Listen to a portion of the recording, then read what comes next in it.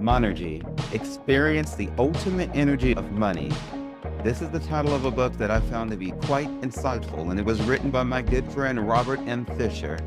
This book talks about money from an energetic angle, and the moment I found it, I knew I wanted to read it and bring Robert on my show. This is some of what Robert had to say. What do you think about the way that people refer to people, he's worth $100 million or he's worth 30,000? What do you think? I think it's kind of sad when people do that, personally, because I think that has nothing to do with their self-worth. That's a product of what people are calling late capitalism. And it's part of the voyeuristic atmosphere that we're living in, where some people feel the compulsion to divulge everything about their life and be so-called transparent.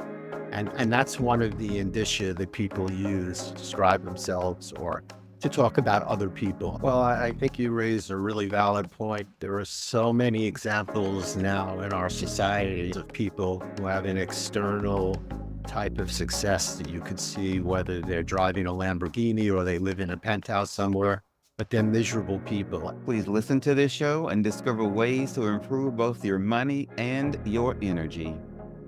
Hello, all of my beautiful and delicious souls out there, and welcome back to the Sex, Drugs, and Jesus podcast. My name is Devan and Serafino. I am your host, and so grateful to be here with you yet again. Today's guest is this beautiful, beautiful man named is Robert M. Fisher. He is the author of a book called Monergy. Yes, you heard me right. Monergy, Monergy. Experience the ultimate energy of money. Besides being an author, Rob hosts his own show, which is the Monergy Life Show. He's an award-winning Toastmasters International speaker. He's been an attorney, a real estate developer. And on this show, we're going to get into Rob's book, Monergy, and speak about money from an energetic perspective. This could unlock a lot of things for you and remove roadblocks that may be fucking up your finances in ways that you may not be aware of. Rob, how are you today? I have never been better, Devon. How about you? I'm feeling rather delicious. I am feeling rather delicious if I do say so myself. If I do say so myself. So, so your book, A Monergy, I'm gonna read a small quote from the front of it. It says, like, my first book, Monergy, Experience the Ultimate Energy of Money, was made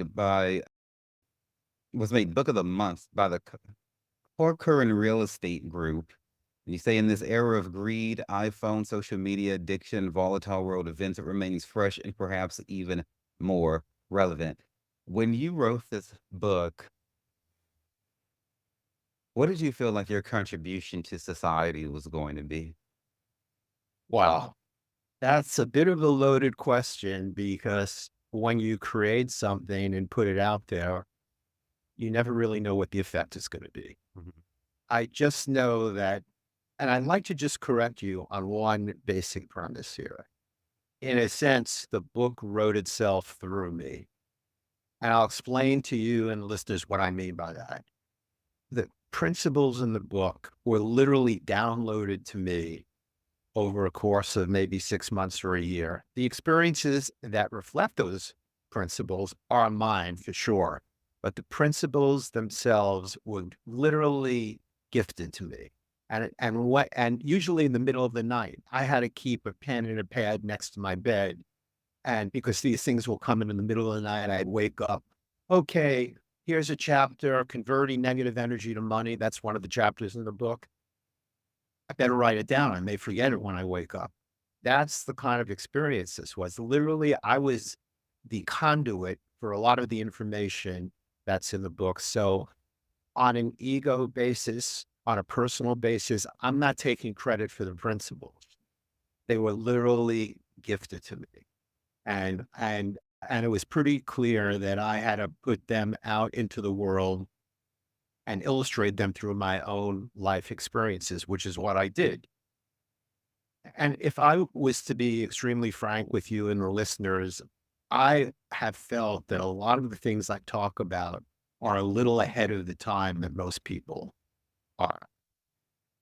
I had a lot of people when talking about the book, when I was writing it, I would talk about some of the principles, and people were very skeptical. They, especially if somebody is not into energy and doesn't realize how everything is so connected. So it was really important for me to try and illustrate these principles in a very simple way. I don't think the book is really hard to read. I think it's very accessible to people. It's funny at times, and I think you're right in saying it's a bit of a memoir, and it is my life up to this point. But circling back to your question, and I know I've been a little bit circumspect about answering it, you can never predict how people are going to react. I still think that a lot of the principles in the book that I talk about are beyond what most people can have experienced right now, but they're about to experience. I think the time is really, really propitious, excellent, perfect for these principles to make positive impact in people's lives if they play around with them. And that's the key. You have to play around with the principles that I talk about and see how they work with you, see how they work for you, see how they resonate. That's the key with anything. And I don't expect everything in this book to resonate with everybody because nothing ever does. But I think the people that are meant to get this information will get the information and hopefully they'll use it. Did that Mhm. answer your question? It does. You spoke your truth, and I totally appreciate that. Now, when you say it was downloaded to you from who? Well, from what I like to call the source, which is a body of energy, metaphorically speaking, I believe it exists. In other words, I think that all the information that was ever created in the world still exists on some level. It's just a question of tapping into it.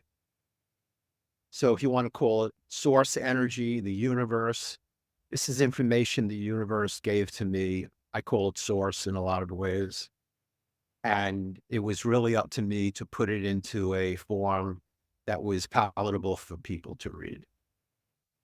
Okay. Yeah, I always like people to be clear, because those terms, those very new agey terms like downloaded and things like that are used a lot in esoteric circles.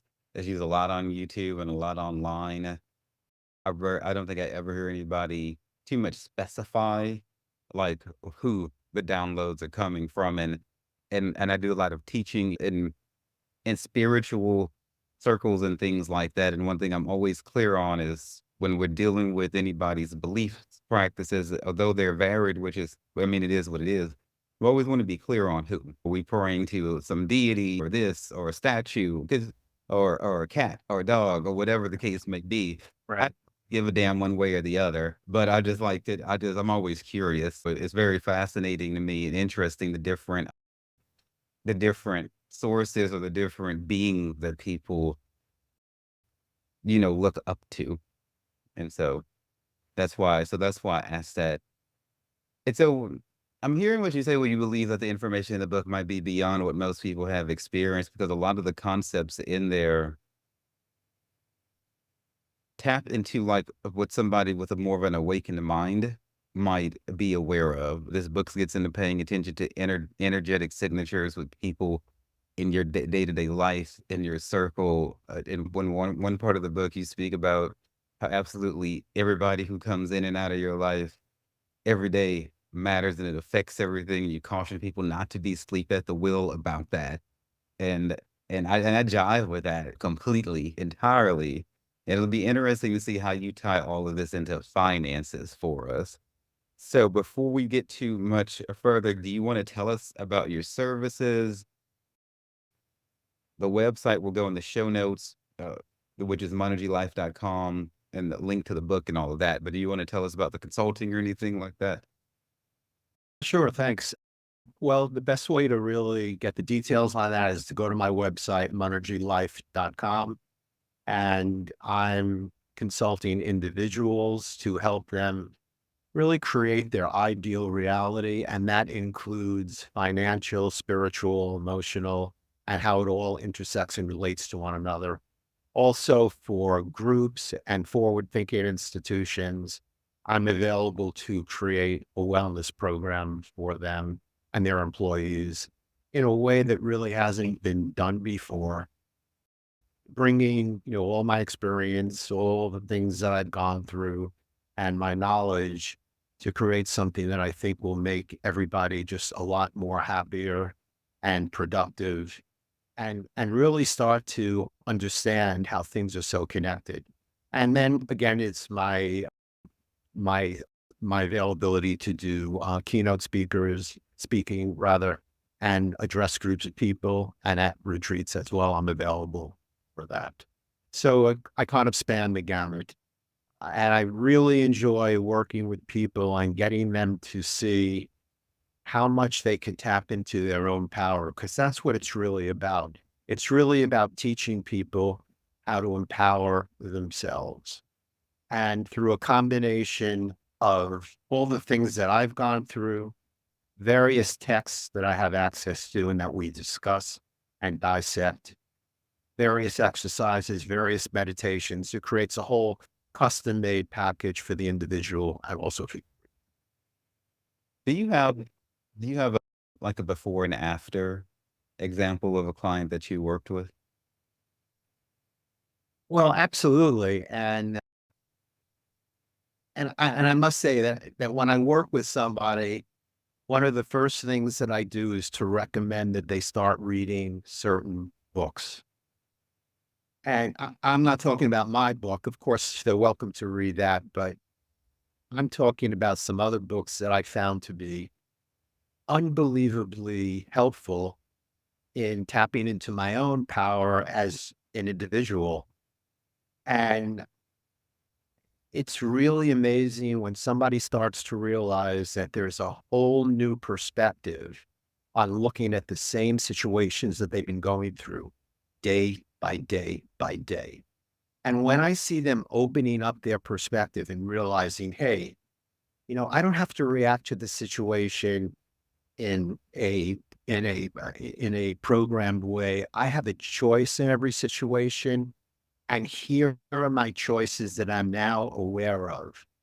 It's the moment to moment difference in their life that is so satisfying to me when people really understand how expansive their power is in every life situation and in every moment of their life situations.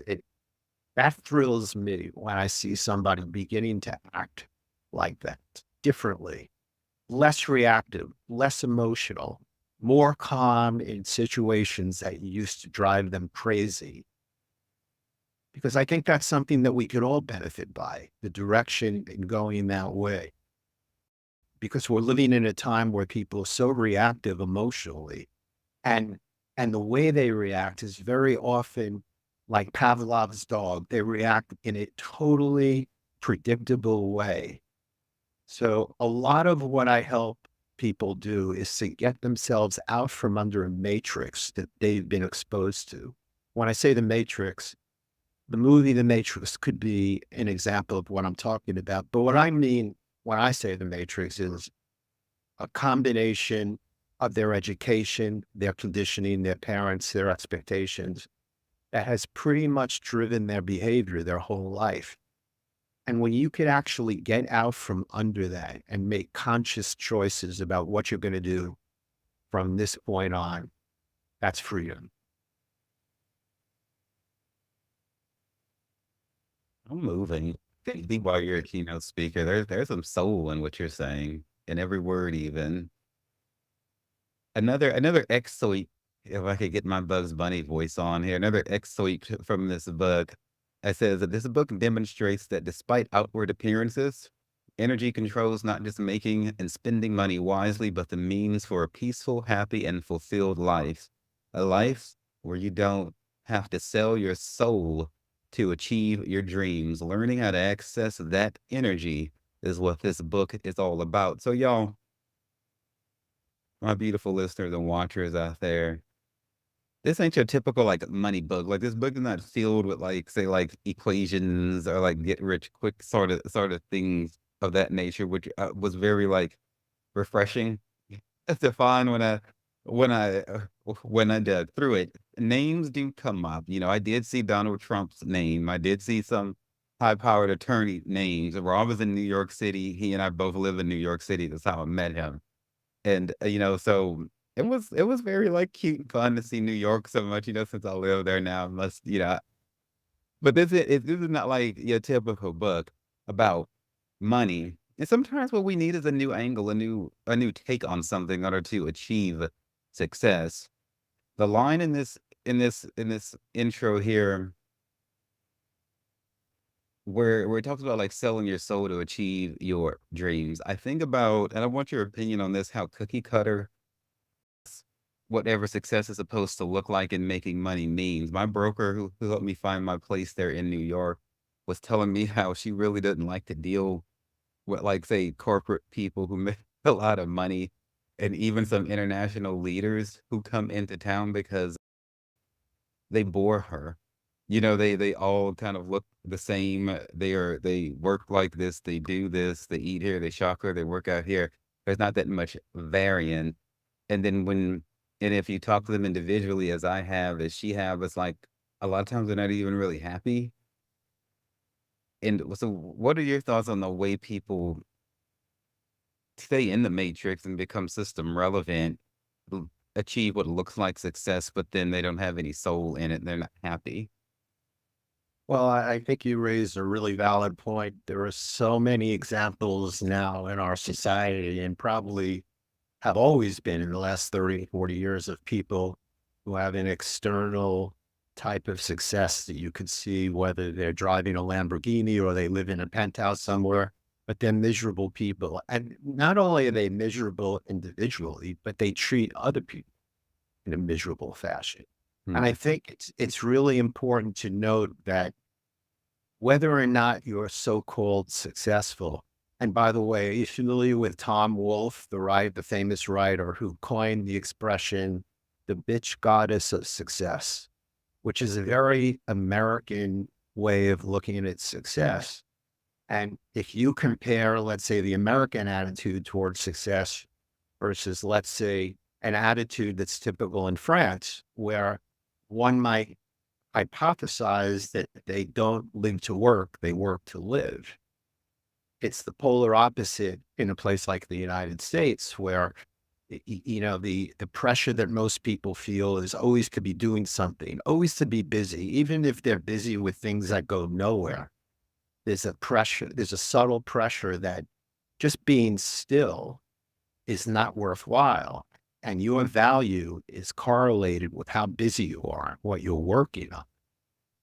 I'm not saying that what I just described is prevalent in every part of the United States, but let's just say the media reinforces these values. And in the large metropolitan areas of the United States, these values are pretty dominant. Of course, there are people that don't subscribe to those values, but so it's a very difficult situation for people to achieve things financially, monetarily in the United States and not get sucked into the whole idea that they never have enough and always need to have more.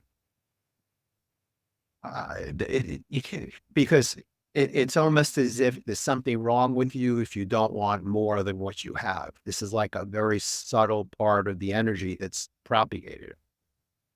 And I think that's what trips people up. They don't understand that on a certain level, whatever they've achieved financially, materially, is temporary because at some point in their existence, they have to let go of that stuff. So when you look at the big picture and you realize, okay, the time that you're in this body, in this place, has an expiration. How much time do you want to spend on acquiring more and more things that ultimately have to be let go of? There's a balance that you have to come into in which you realize that maybe at this point, it's not worth doing certain things if you're going to encounter a lot of resistance, if you have to do things to people to get these things that are going to make you feel uncomfortable. So, what it all comes down to, in my opinion, is energy. Energy is the thing that you have to be very, very mindful of. And I'm talking about your own energy, how you feel in the moment, in whatever endeavor you're going through. If you think it's worthwhile for you to pursue it, then do it. But if you're getting some kind of feedback from other people or from yourself that maybe this isn't exactly the direction you should go in, I think you should follow that instinct. But I'm trying to answer a very, very difficult question. And one thing I will say about myself, and I don't like to pat myself on the shoulder, but for whatever reason, I intuitively understand this balance of things versus effort and when something is worthwhile and when it's not. It doesn't mean that the path is necessarily easier for me than somebody else, but I have a very intuitive sense of balance about when things are worth pursuing. And when I say worth pursuing, I'm talking about on every level. I'm hearing like what I'm what I want to know is let's walk somebody through what this might look like because most of us are not born into these enlightened and ascended states, like we are today. So in your book, also in this book, it goes over like how Rob was like a young attorney and things like that, and kind of new to his spirituality. So Rob was talking about sourcing all of this and that in the book. At this point, you were like, I think meditating for 15 minutes at the top of the day, 15 minutes at the bottom of the day, and either clearing your mind of everything or focusing on what you wanted to manifest. That seems to be like kind of like where you were at that point, but you were still successful in dealing with, high figure lawsuits. And he was dealing with like real estate law and maybe estate law, things like that, from what I gather. So my question to you is, at what point did you personally realize, since you were already dealing with a lot of money and things when you were very, very young, and that you're still very young as far as I'm fucking concerned, and at what point did you decide, okay, I'm dealing with very high powered people in New York, I'm dealing with heavy amounts of money, real estate, but I need to get more spiritual with it. Like, what was the awakening moment for you? When did you go from Rob, the not so spiritual, to Rob calling on source? That's an interesting question. I would have to say that I think throughout my whole life, I had an inclination to try to do things a different way. And from my own point of view, a way that would require less effort and get a better result. That was always in my mind. What could I do to save time, to not to have to go through unnecessary effort, unnecessary motion? So for me, I think that was the seed of my spiritual development. And then, as I mentioned in the first chapter of my book, which is called The Power of Energy, when I was right out of law school, I was thrown into a will contest with perhaps the most powerful attorney in New York City at the time. And he was almost 3 times my age at that time. And what I learned from that experience and dealing with him and the court, the local court called the surrogate court that handles wills and estates of New York City, just opened my mind to energy because although I wasn't clear about the energy principles that were being shown to me, I felt that I was being treated in such a negative way by these high powered attorneys because they thought I would be so in awe of them and they thought I would be so afraid of them because of their reputation. And as it turned out, I had just learned how to meditate when that case went to court. And I sat in court waiting for the case to be called. And people that don't know this, yours is not the only case that's on the court's docket. there were plenty of others. So it was a wait of about an hour and a half to 2 hours. And I literally sat in the courtroom by myself with my hands on my knees, and I meditated, and I did not move for an hour and a half. And apparently that so unnerved this ultra powerful attorney that when he got up to speak, he was talking gibberish. And it dawned on me, and and I never even had to say a word in that argument, because after he got up and couldn't even talk coherently, and we're talking about probably the number one attorney in New York City at the time in that field. The judge basically said, well, all attorneys approach the bench. And she looked at me. And previous to that moment, she was treating me very negatively too, because I was like 22 years old, 23 at the most. And, she didn't know me. I wasn't part of the club that went to this particular courthouse. But at that moment, she looked at me and she said, how much money do you want? And that was the end of that case. And that attorney, he he really didn't know what happened. And as a matter of fact, I wasn't sure what happened, except for the fact that I felt that I did not give in to his supposed superiority. I didn't buy into the fear. And it was my first experience in standing up to people where they're projecting this image and this reputation, and it's just designed to control and make people afraid. And I've had other experiences in my life. And in fact, I'm going through something right at this moment, a real estate project where I'm dealing with the bureaucratic agency. And I've had to actually use some of these same ideas and principles to get them to treat my situation fairly. So you're always going to encounter people who are going to try and control you to make you afraid. And I learned at that early age inadvertently, because all I did was follow something I had just learned, which was the art of meditation. I just sat there, literally doing nothing. And as a result, the case was won. I didn't even have to say a word. So that was an epiphany for me. And eventually I realized that the negative energy that this high powered attorney was projecting onto me bounced back at him about 100 times more powerful than what he did, because I didn't accept it. It didn't affect me. And that was a principle that I talk about in my book. I have a whole chapter on that. But that's where the source was for me to understand that, because I experienced, and I will never forget that experience. Imagine when you're that young and you're bringing down somebody who's considered, the number one powerful attorney in their life, but they're emitting such negative energy. And most people succumb to it and they're intimidated by it. For whatever reason, I wasn't. Well, I'm thankful that you're able to go forth in that kind of strength. The warning there is for people who do rise to some sort of prominence and power, is to not forget that power belongs to God. It does not, it flows through us, but it is ours to steward and to manage.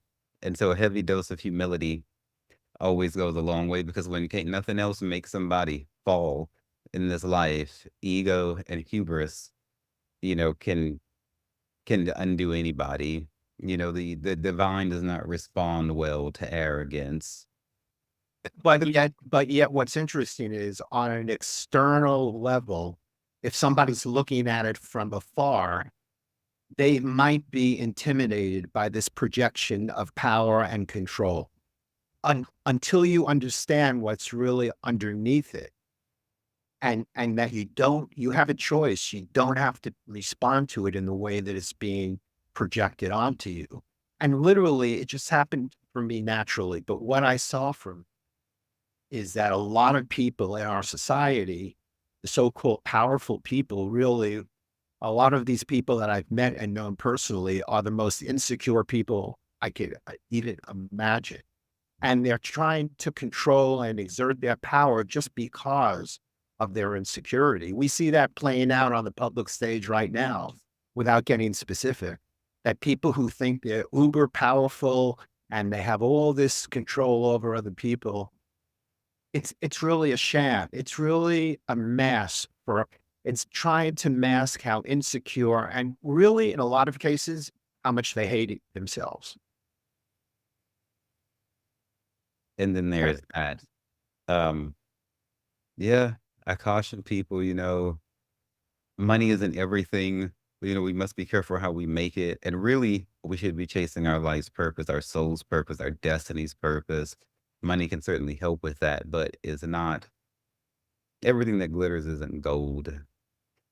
And Well, so yeah, I mean, and I think, it's hard to reconcile since we live in a society in which, especially because of social media and people are glued to that, and they're so into voyeuristically watching other people's lives. And because people often post things on vacation, great meals and things like that, it has really affected people's sensibilities and their consciousness where they're really impacted by those images. And it really takes a lot to understand and put into like the right place in terms of importance. Like, why are you attaching such importance to what other people are doing? And one of the things that I really strongly urge anyone that works with me is to never compare themselves to anybody.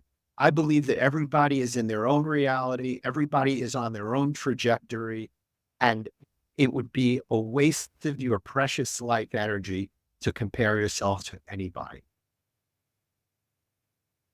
can you speak can you speak to that from the perspective of masculinity?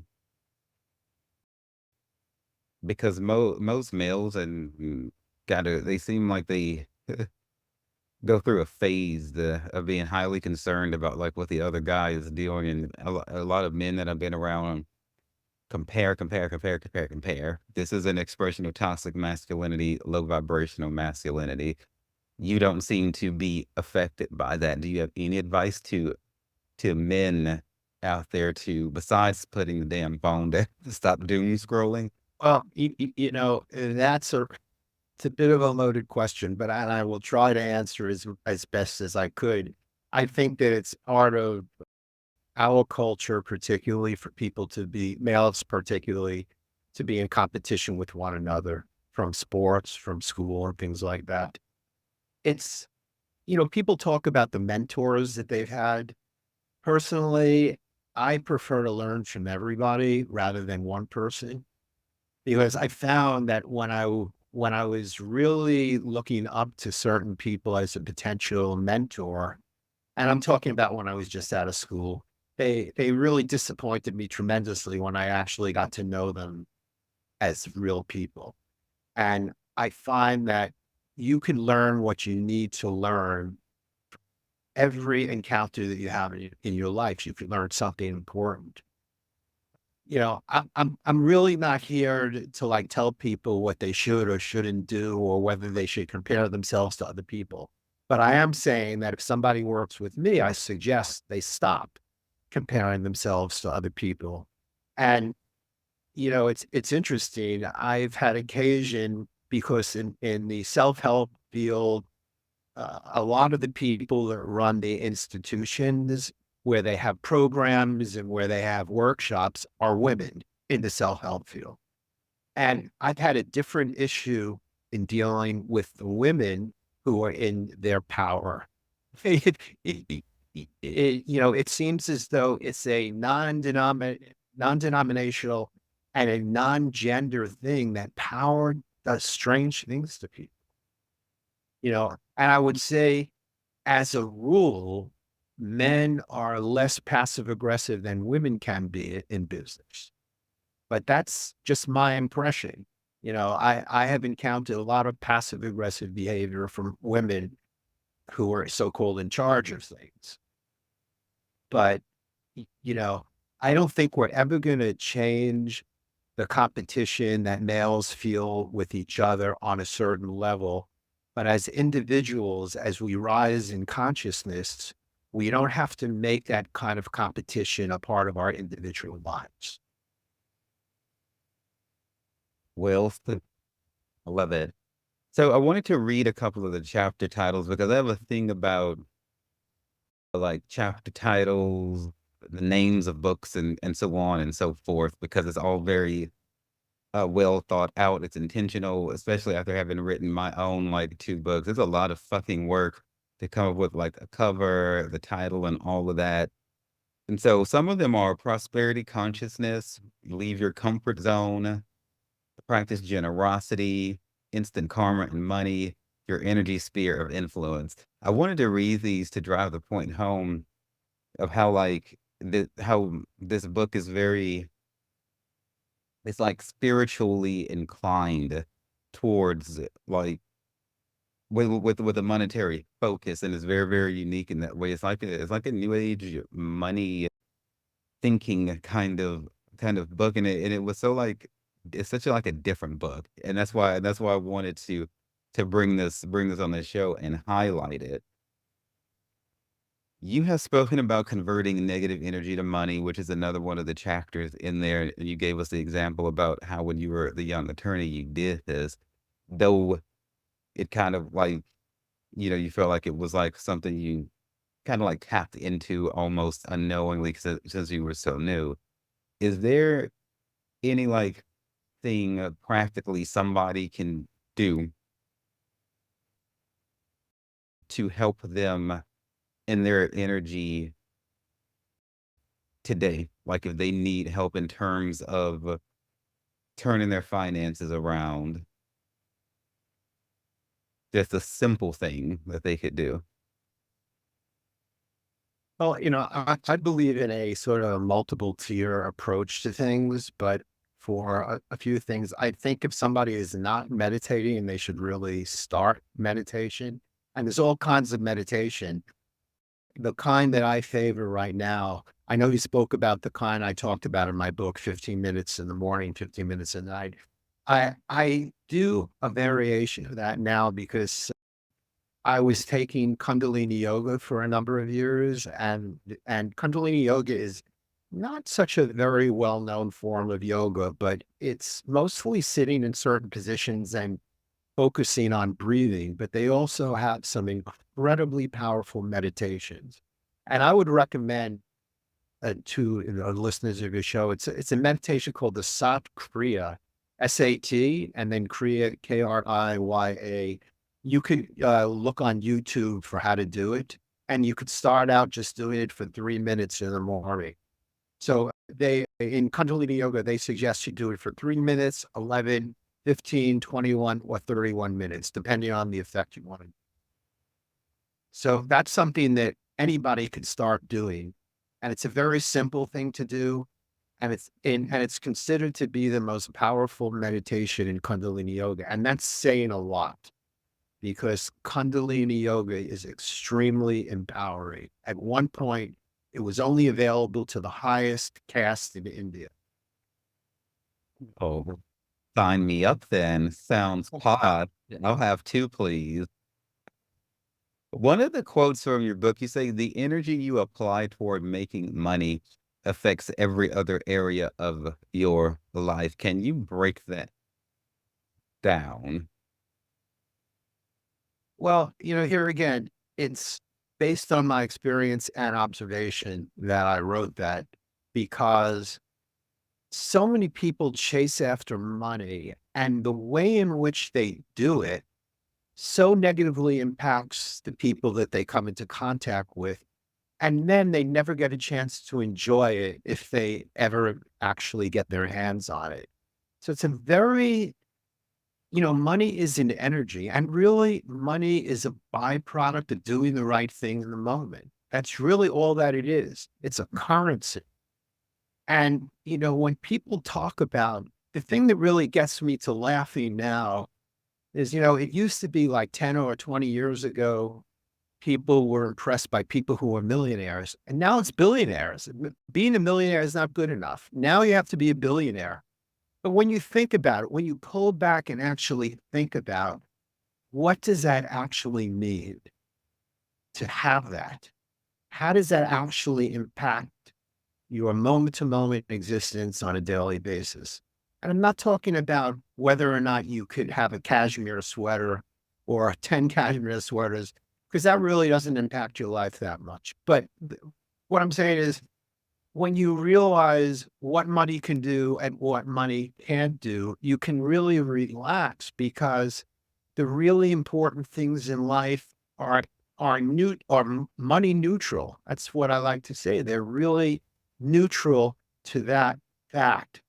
And I think if more people realize that, they wouldn't be in awe of all these celebrities and people that they see on social media, because a lot of those people have barren, empty lives, unfortunately, but people are so impressed with the external manifestations of money. And I don't live like, up on a hill in the mountains. I live in New York City and I live in Miami too. And so I'm surrounded by a lot of that kind of energy too, that's designed to impress me, designed to make me feel, oh, look at that person. They have this, they have that. But it doesn't affect me that way, because I know that on a certain level, we're all one. And that goes into a whole other spiritual concept, the concept of oneness. So, all these things that people are so impressed by are on a certain level an illusion. Yeah, they exist in the material sense, but on another level, they're all an illusion as well. And once you see the duality of what people very often think is a one-dimensional thing, which is not. And in fact, I'm sure from quantum physics that everything that we think is so solid is composed of moving particles. Nothing is as solid as and that's the ultimate illusion. See, we're beginning to understand that everything is in flux. So the whole idea that one should be so enamored on any illusion that's created is being debunked just from that point of view as well. Interesting. So with your so your clients, are they typically people who have money, want to make money? I mean, everybody has a certain drive for it, from like someone in college, someone in high school could be hustling, an older person. So are the concepts that you're communicating, you know, you know, that are being communicated through you, geared towards a person with a certain financial situation already or not?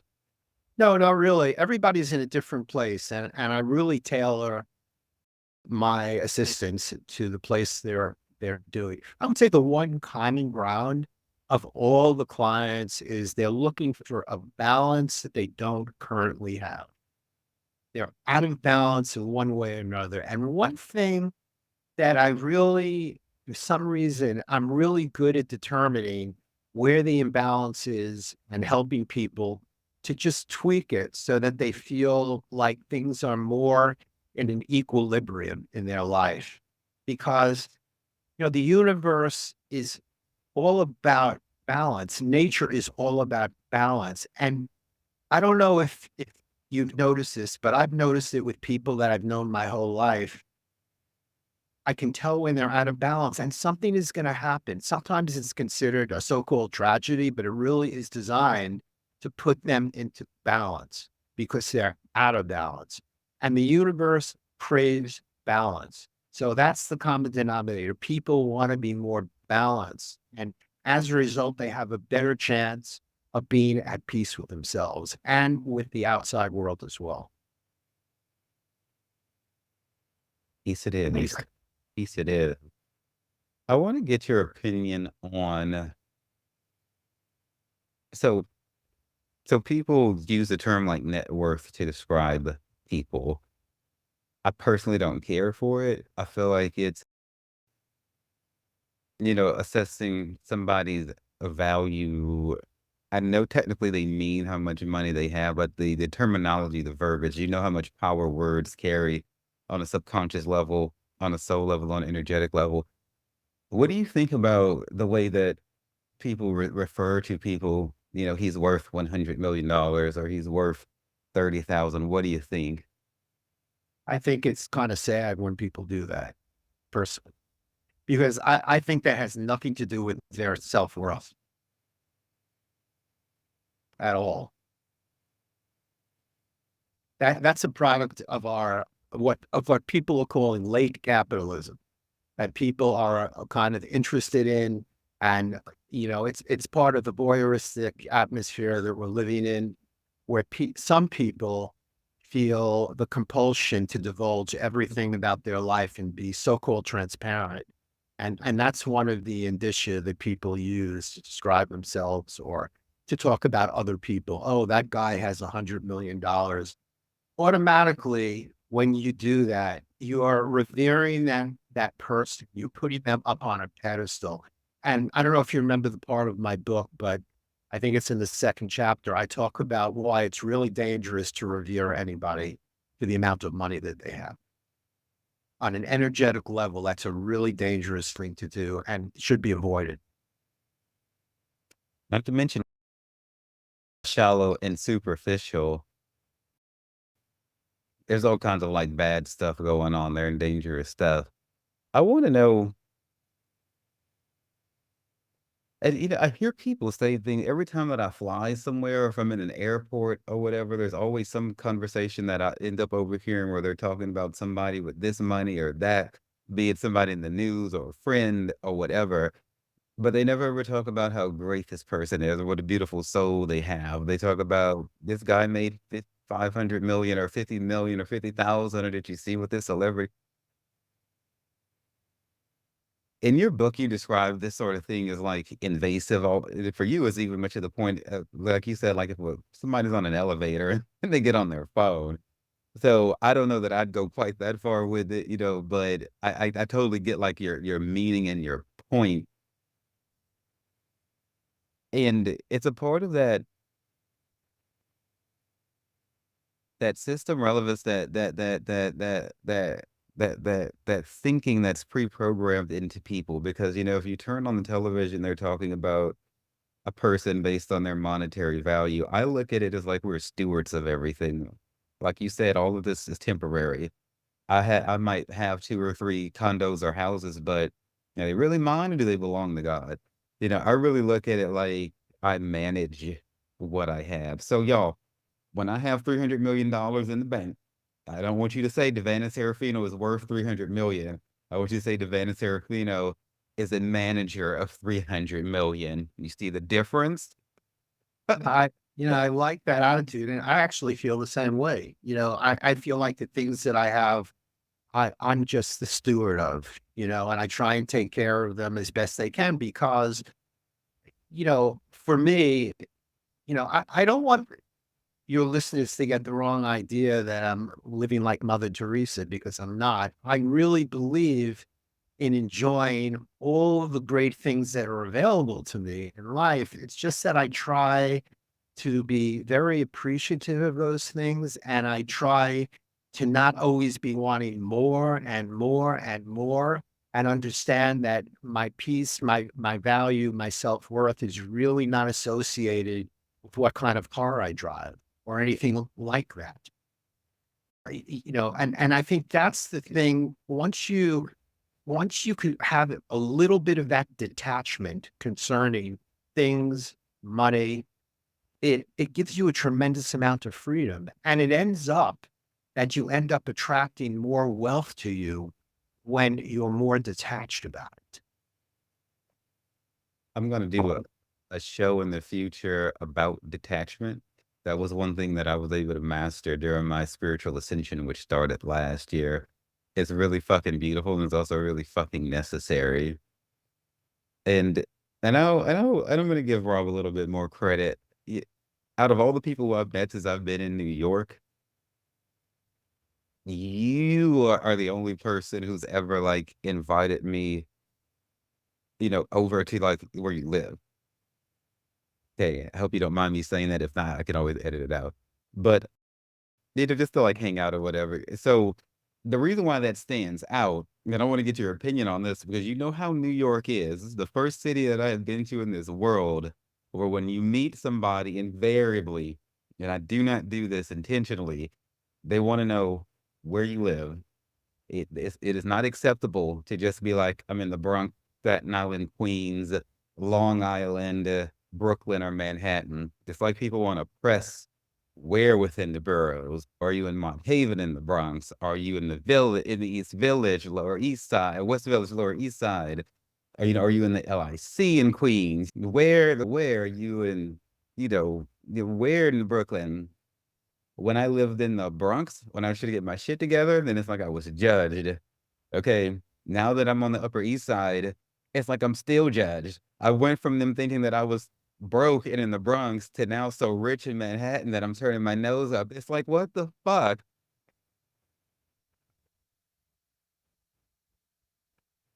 Yeah. What do you think about that nuance in New York? Which to me, it's like people are pulling so net worth shit, where they're trying to size people up by the section of the bureau that they live in. I need some advice on that because that shit really pisses me off. Yeah. I think people everywhere are curious about where you live and what you're worth, so to speak, if you look at it from the financial and material aspect. Not just in New York, but I think New York City is just more competitive about it. And, and that's what you've experienced here. I often get when I invite people to my house, the question that I usually get is, well, do you rent it or do you own it? If- Oh, hell no. How fucking dare they? Rude. Yeah, I get that all the time.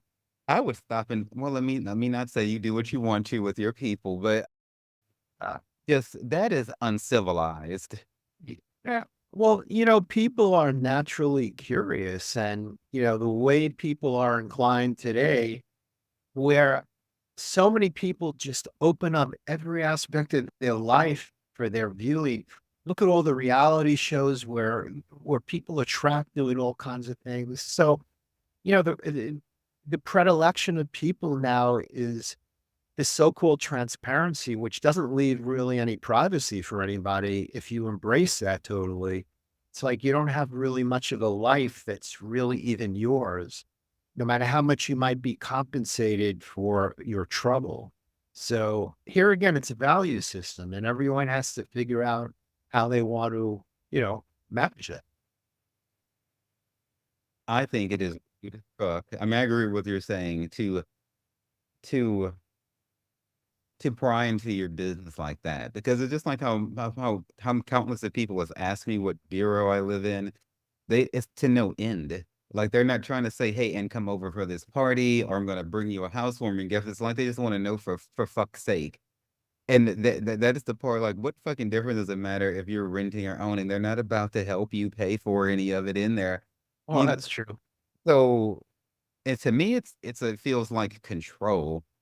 It's like a certain amount of power is being given away if I'm willing to tell a bitch that I just met where in Manhattan. I know I just said it on the show, but I do have a platform, so it's a little bit fucking different. Oh well. But face to face, why should I? It's like I'm giving like it feels like power.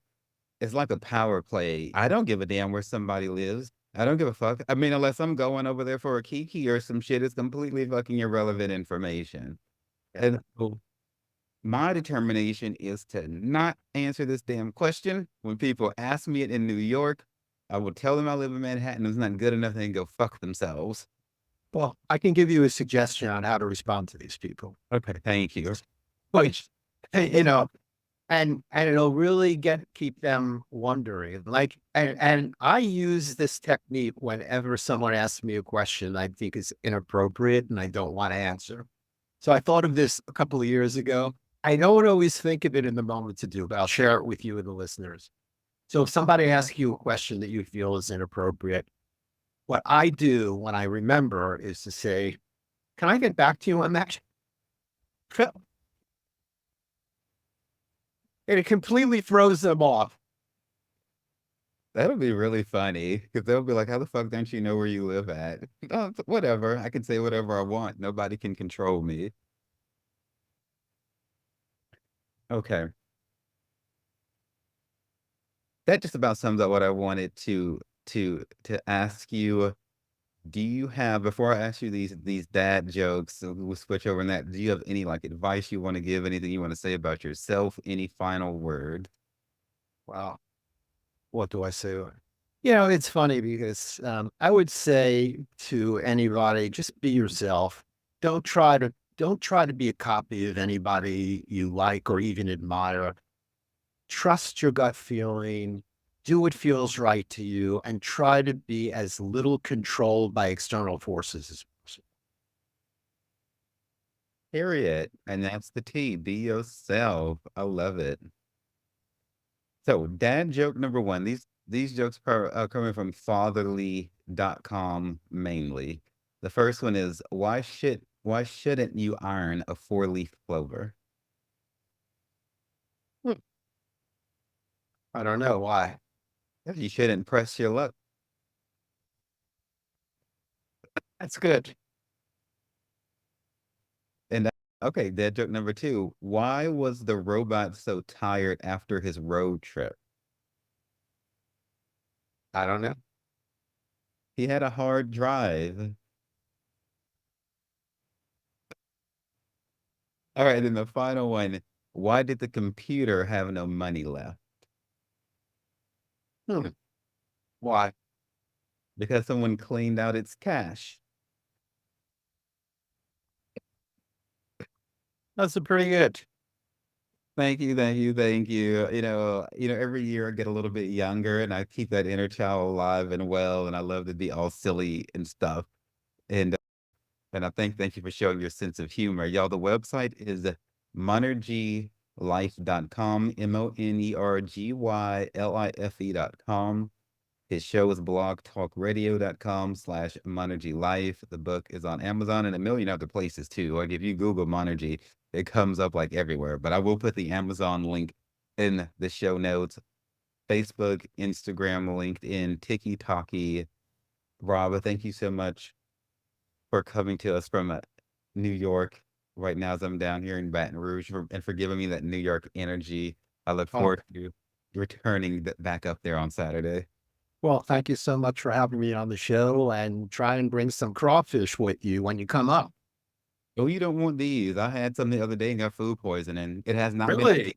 down here. This season has been ratchet. Huh.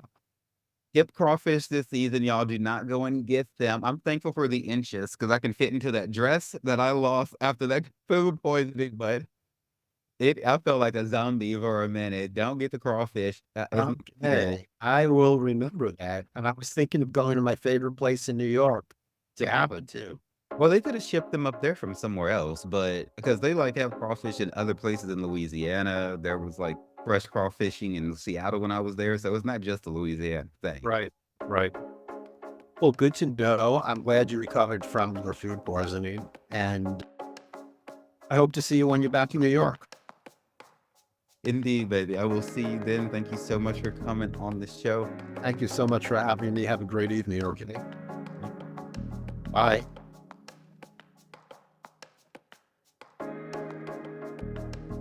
Thank you all so much for joining us today and for taking some time to invest into yourself and into the lives of your loved ones. Please visit us at sexdrugsandjesus.com and check out our resource page, our spiritual service offerings, my blog, my books, and other writings that God has partnered with me to create. Find us on any social media platform. Stay strong, my people, and just remember that everything is going to be all right.